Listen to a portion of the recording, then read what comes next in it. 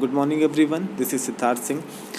Democratic politics का हमारा chapter first complete हो चुका था, पावर शेयरिंग का। उसी से हम थोड़ा सा आगे बढ़ते हुए फेडरलिज्म की तरफ हैं। फेडरलिज्म में भी आपका स्टेट और सेंट्रल गवर्नमेंट के बीच के क्लैशेस, कॉन्फ्लिक्ट्स और उनके बीच में पावर शेयरिंग, फंड शेयरिंग, इन सारी चीज़ों के बारे में हम चर्चा करेंगे। जो पूरा एडमिनिस्ट्रेटिव सेटअप होता है उन सारी के बारे में भी चर्चा करेंगे। पहला पार्ट हम इसका कंप्लीट कर चुके थे। ओके, आज हम इसका पार्ट 2 डिस्कस करने वाले हैं। Okay, the exact balance of powers between the central and the state government varies from one federation to another. This balance depends mainly on the historical context in which the federation was formed. There are two kinds of routes through which federation have been formed. The first route involves independent states coming together on to form a bigger unit, so that by pooling sovereignty and retaining identity, they can increase their security. This type of coming together federation include the USA, Switzerland, and Australia. In this first category of federation, all the constituent states usually have equal powers and are strong vis-a-vis the federal government. केंद्र और अलग अलग राज्यों के सरकारों के बीच में सत्ता का बंटवारा हर संघीय सरकार में अलग अलग तरह का होता है। ये बात इस चीज़ पे डिपेंड करती है कि संघ की स्थापना किन ऐतिहासिक संदर्भों में हुई है, क्या हिस्टोरिकल सिनेरियो थे कि उसमें इसकी स्थापना हुई है। संघीय शासन व्यवस्थाएं आमतौर पर दो तरीके से गठित होती हैं। पहला तरीका है कि दो या दो से अधिक स्वतंत्र राष्ट्रों को साथ लाकर एक बड़ी इकाई बनाई जाए, बड़ी यूनिट तैयार की जाए। इसमें दोनों स्वतंत्र राष्ट्र अपनी संप्रभुता को साथ रखते हैं, अपनी अलग अलग पहचान को भी बनाए रखते हैं और अपनी सुरक्षा और खुशहाली बढ़ाने का रास्ता ढूंढते रहते हैं। साथ आकर संघ बनाने के उदाहरण हैं संयुक्त राज्य अमेरिका, स्विट्ज़रलैंड और ऑस्ट्रेलिया। इस तरह की संघीय व्यवस्था वाले मुल्कों में आमतौर पर प्रांतों को समान अधिकार होता है और वे केंद्र से ज़्यादा ताकतवर हो सकते हैं।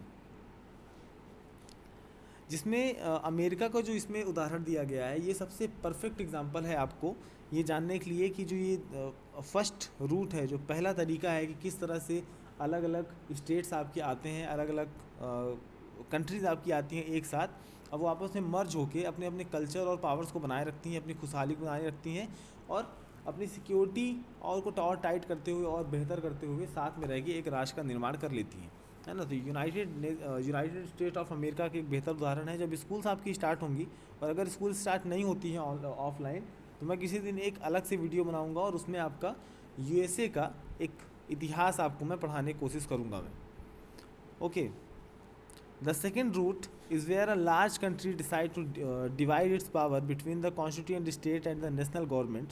India, Spain and Belgium are example of this kind of holding together federation. In this second category, the central government tends to be more powerful vis-a-vis the states. Very often different constituent units of the federation have unequal powers. Some units are granted special powers. जो दूसरा तरीका है वो है holding together federation.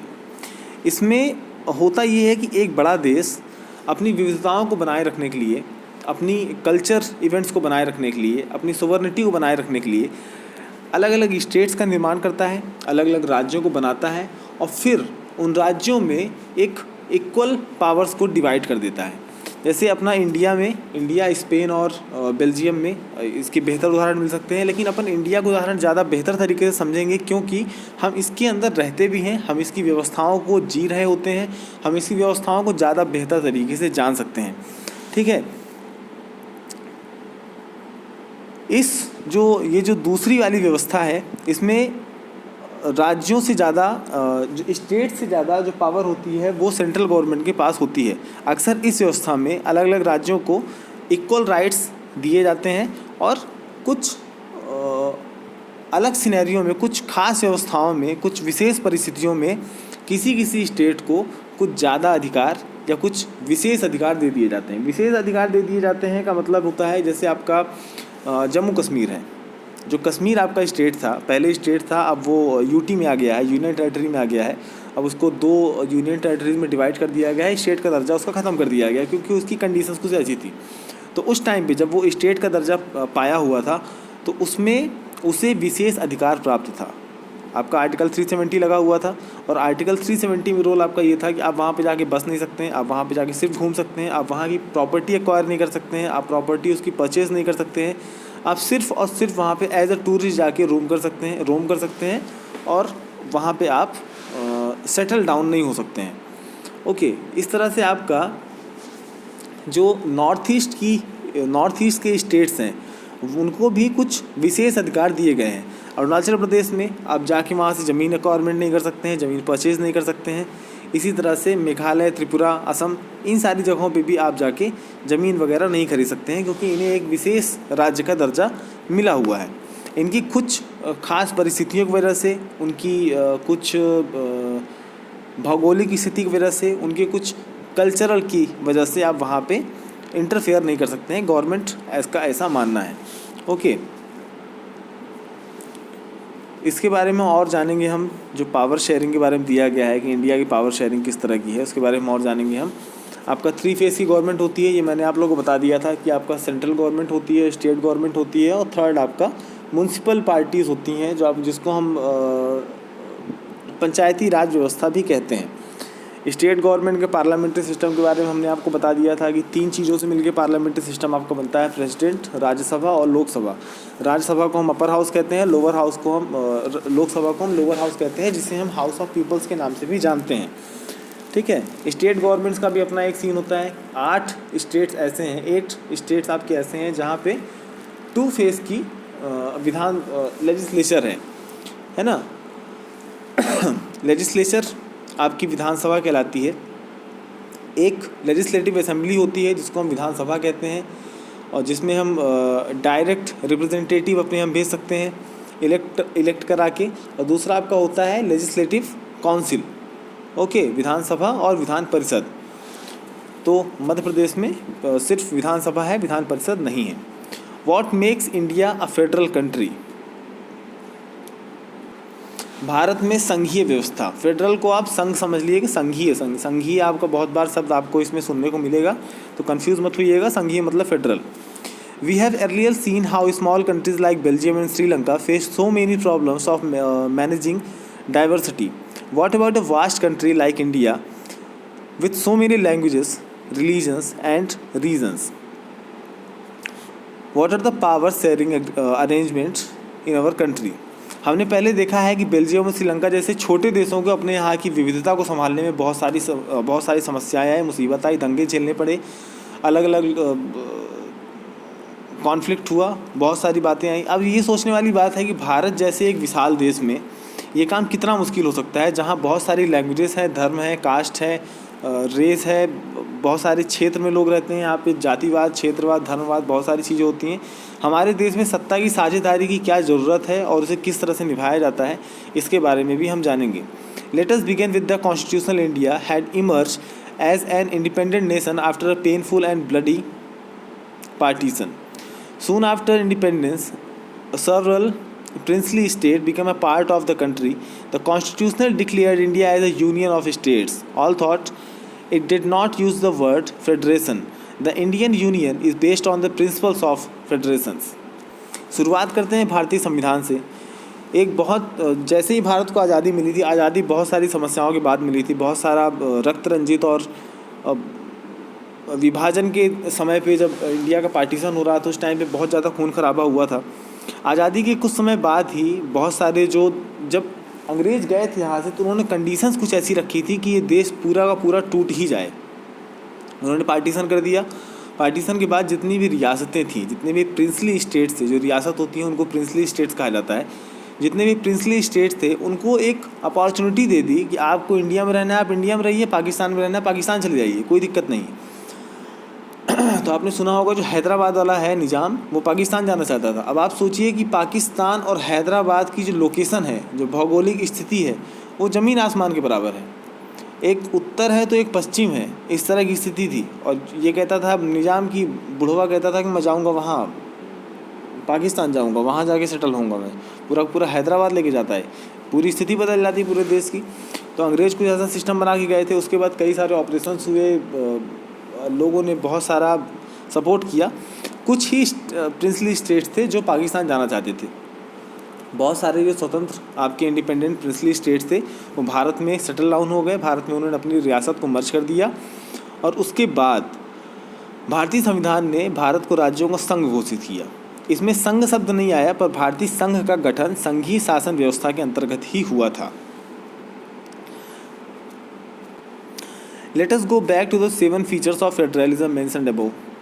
We can see that all these features apply to the provisions of the Indian Constitution. The Indian Constitution originally provided for a two-tier system of government. The Union government, or what we call the central government, representing the Union of India, and the state governments. Later, a third tier of federalism was added in the form of panchayat and municipalities. As in any federations, these different tiers enjoy separate jurisdictions. The Constitution clearly provided a threefold distribution of legislative powers between the union government and the state government. Thus, it contains 3 lists. 3 list के बारे में हमने बताया था, union list, state list, और तीसरी कहाँ गई? तीसरी ढूंढने नहीं मिल रही। स्टेट लिस्ट के बाद कहाँ चली गई भाई तीसरी लिस्ट? चलिए तीसरी लिस्ट मिल नहीं रही है, उसको अपन खोजेंगे फिर कभी। हमने ऊपर संघीय व्यवस्था की जिन 7 विशेषताओं का जिक्र किया था उन्हें फिर से देख लेते हैं। हम देख सकते हैं कि वे सभी बातें भारतीय संविधान के विभिन्न प्रावधानों पर लागू होती हैं। संविधान ने मौलिक रूप से दो स्तर की सरकार का, 2 स्तर की संघ सरकार का निर्माण स्वीकार किया था। एक आपका जिसको हम सेंट्रल गवर्नमेंट कहते हैं, ओके, जिसको हम यूनियन गवर्नमेंट कहते हैं, यूनियन गवर्नमेंट को ही हम सेंट्रल गवर्नमेंट कहते हैं, और सेकंड फेज़ की जो गवर्नमेंट है उसको हम स्टेट गवर्नमेंट कहते हैं। दोनों ही सिस्टम आपका भारत में बहुत अच्छे तरीके से अपनी अपनी पावर्स को एंजॉय करता है, ठीक है। यूनियन गवर्नमेंट्स आपका 2 हाउसेस में आपकी डिवाइडेड है, जिसको हमने पहले चर्चा कर लिया है। जो लोअर हाउस है उसमें आपका डायरेक्ट रिप्रेजेंटेटिव वाला सिस्टम होता है। आपके कॉन्स्टिट्यूएंट से आपको रिप्रेजेंट करने के लिए एक कैंडिडेट आपका मेंबर ऑफ पार्लियामेंट में जाता है। सेम चीज़ आपका स्टेट गवर्नमेंट में होती है। फिर धीरे धीरे जब हम डिसेंट्रलाइजेशन की बात पे आते हैं, विकेंद्रीकरण की बात में आते हैं, कि सभी को अपने अपने क्षेत्र में, जैसे पंचायत का जो सिस्टम बनाया गया था, जो थर्ड टायर की गवर्नमेंट है वो आपका पंचायत और म्यूनसिपैलिटीज़ की गवर्नमेंट है। उसे लाया क्यों गया था? उसका रीज़न ये था कि जो निचले लेवल के लोग हैं, जो गांव के लोग हैं, जो कस्बे के लोग हैं, विकास खंड के लोग हैं, तो वो अपना विकास खुद कर सके, वो अपने बारे में ज़्यादा जानते हैं, अपने एरिया के बारे में ज़्यादा जानते हैं, तो उन्हें पॉलिटिक्स में डायरेक्ट रिप्रेजेंटेटिव या फिर पार्टिसिपेटिंग के तौर पे लाया जाना चाहिए, जिससे कि गांव का भी विकास हो सके, जिससे कि गांव में भी बेसिक नीड्स की ज़रूरत पूरी हो सके, जो भी आपका रोटी कपड़ा मकान है उसकी ज़रूरत पूरी की जा सके, लाइट्स की व्यवस्था की जा सके, मकानों की व्यवस्था की जा सके, सड़कों की कनेक्टिविटी बेहतर की जा सके, गांव में तालाब वगैरह की, कुएं वगैरह की, नहरों की व्यवस्था बेहतर की जा सके। इन सारी चीज़ों के लिए ज़रूरत महसूस होने लगी कि एक पंचायत म्यूनसिपैलिटी की व्यवस्था होनी चाहिए। तो इसके लिए फिर संविधान में आपका 1993 में 1992 से लेके 1993 तक इसमें बदलाव किए गए, अमेंडमेंट जोड़े गए, और फिर पंचायत और म्यूनसिपैलिटीज़ को उसमें जोड़ा गया। सभी के लिए अपना एक अलग ज्यूरिडिक्शन होता है, सभी के लिए पावर्स आपकी बटी हुई हैं, सभी लोग अपने अपने कार्यक्षेत्र में अपना भागीदारी निभाते रहते हैं। संविधान में स्पष्ट रूप से केंद्र और राज्य सरकारों के बीच विधायी अधिकारों को 3 हिस्से में बांटा गया है। ये 3 आपकी लिस्ट कहलाती हैं। पहली लिस्ट है आपका यूनियन लिस्ट, दूसरी है आपकी स्टेट लिस्ट, और तीसरी आपकी समवर्ती सूची कहलाती है। समवर्ती सूची को इंग्लिश में क्या कहते हैं वो मुझे याद नहीं आ रहा है, लेकिन फिर भी अपन उसको खोज ही लेंगे। इसके बारे में हमने चर्चा की थी कि यूनियन लिस्ट में सिर्फ और सिर्फ सेंट्रल गवर्नमेंट कानून बनाती है, स्टेट लिस्ट में आपका स्टेट गवर्नमेंट कानून बनाती है। लेकिन जो समवर्ती सूची होती है, जो यूनियन लिस्ट और स्टेट लिस्ट में जो सब्जेक्ट्स आपकी छूट जाते हैं, उन सब्जेक्ट्स को किस में डाला जाता है? समवर्ती सूची में डाला जाता है। समवर्ती सूची में स्टेट गवर्नमेंट और यूनियन गवर्नमेंट दोनों ही कानून बना सकती हैं, लेकिन स्टेट एक सिनेरियो अपन ऐसा देख लेते हैं कि अगर बाई चांस स्टेट गवर्नमेंट समवर्ती सूची में किसी एक सब्जेक्ट पे कानून बना रही है, उसने कानून बना दिया, कानून उसका तैयार हो गया, पूरा ड्राफ्ट तैयार हो गया है, राज्यपाल से मंजूरी लेके उन्होंने उसको लॉ बना दिया है। लेकिन अगर सेम चीज़ पे अगर यूनियन गवर्नमेंट, जो कि आपका सेंट्रल गवर्नमेंट कहलाती है, उसी सब्जेक्ट पे अगर अपना एक कानून बना देती है, लोकसभा, राज्यसभा और प्रेसिडेंट से सिग्नेचर लेने के बाद वो कानून बन जाता है, लॉ बन जाता है, तो अगर वो लॉ बना देती है तो किसका लॉ इम्प्लीमेंट होगा? तो किसका लॉ इम्प्लीमेंट होगा? यूनियन गवर्नमेंट का, सेंट्रल गवर्नमेंट का, ठीक है, क्योंकि उसके पास पावर ज़्यादा है। ये नियम है कि उसकी पावर, उसकी इम्प्लीमेंट होगा उसका लॉ। तो यूनियन लिस्ट अपन देख लेते हैं। Includes subjects of national importance such as defence of the country, foreign affairs, banking, communications and currency. They are included in this list because we need a uniform policy on these matters throughout the country. The union government alone can make laws relating to the subject mentioned in the union list. इसमें क्या कहा जा रहा है कि union list में जो आपका संघ सूची है, उसमें दिए गए जितने भी सब्जेक्ट्स हैं उसमें से सिर्फ और सिर्फ कौन कानून बना सकता है? सिर्फ यूनियन गवर्नमेंट या सेंट्रल गवर्नमेंट बना सकती है, जो कि आपका राष्ट्रीय मुद्दा है, नेशनल मुद्दा है,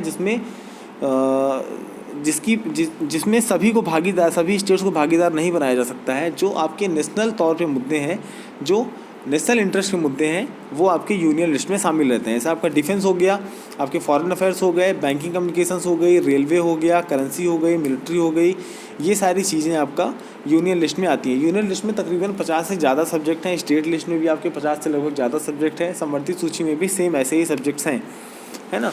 इसमें उदाहरण के तौर पे 2 या 3 दिए गए हैं। स्टेट लिस्ट आपका देख लेते हैं। Contains subject of state and local importance such as police, trade, commerce, agriculture and irrigation. The state government, forest, trade, unions, marriages, adoption and succession, both the union as well as the state governments can make laws on the subject mentioned in this list. If their laws conflict with each other, the law made by the union government will prevail. State list में वैसे मुद्दों को जोड़ा जाता है, वैसे subjects को लाया जाता है, वैसे विषय लाए जाते हैं जो एक स्टेट के लेवल पे, एक स्टेट गवर्नमेंट के तौर पे वहाँ के मुद्दों, वहाँ के लोकल मुद्दों के लिए ज़रूरी होता है। जैसे कि जैसे प्रांतीय मुद्दे ज़रूरी होते हैं, जैसे पुलिस हो गया, ट्रेड हो गया, व्यापार हो गया, कॉमर्स हो गया, वाणिज्य हो गया, एग्रीकल्चर मतलब कृषि हो गया, इरिगेशन मतलब सिंचाई जैसी चीज़ें हो गई। तो जो स्थानीय महत्व के मुद्दे होते हैं वो किस में लाए जाते हैं? स्टेट लिस्ट में लाए जाते हैं। और ऐसी स्टेट लिस्ट में जो कानून बनाने का अधिकार होता है वो स्टेट गवर्नमेंट के पास में होता है। ओके, स्टेट गवर्नमेंट में लिस्ट में जितने भी चीज़ें हैं, चाहे वो फॉरेस्ट है, ट्रेड है, यूनियन मैरिजेस हैं, चाहे वो इरिगेशन है, पुलिस है, ट्रेड है, जो सारी कॉमर्स हैं, इन सारी चीज़ों में स्टेट गवर्नमेंट तो कानून बना ही सकती है। साथ ही साथ में अगर कोई कॉन्फ्लिक्ट होता है या फिर कोई ऐसी चीज़ होती है, जैसे हमने बताया था कि स्टेट गवर्नमेंट और यूनियन गवर्नमेंट दोनों ही अगर एक ही विषय पर अगर कानून बना देते हैं स्टेट गवर्नमेंट लिस्ट के, तो उसमें से किसका कानून माना जाएगा?